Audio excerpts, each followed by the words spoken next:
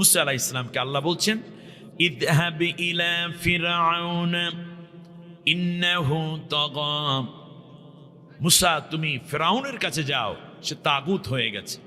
ফিরআউন কি করেছে? ফিরআউন নিজে নিজে আইন করে সেইটা জাতির উপরে চাপাইয়ে দিয়েছে। আর মুসা আলাইহিস সালাম আল্লাহর পক্ষ থেকে আইন পেয়ে সেইটা দিয়ে নেতৃত্ব দেওয়ার মাধ্যমে জাতির কাছে আল্লাহর গোলাম বানানোর দাওয়াত দিয়েছিলেন। ঠিক কিনা বলেন? এই ধরনের দুইটা গোষ্ঠী আজও আছে না নাই?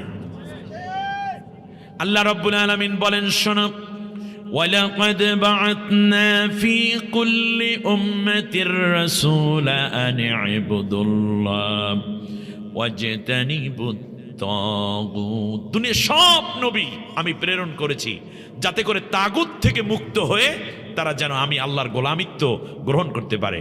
অতএব আপনি একজন মোমেন, নামাজি, রোজাদার, পরেজগার, কিন্তু রাষ্ট্রীয় আইন এবং ব্যবস্থাপনায় যদি আল্লাহর কোরআনের আইন না এনে ব্রিটিশদের আইন, আমেরিকান আইন, ভারতের আইন, মানব রচিত মতবাদ এবং দর্শনের আইন যদি আপনি নেন, প্রকারান্তরে আপনি আল্লাহর গোলামিত্ব করেন নাই। গোলামিত্ব শুধু নামাজে নয়, সমাজেও আল্লাহর গোলামিত্ব আছে। ঠিক না বলেন?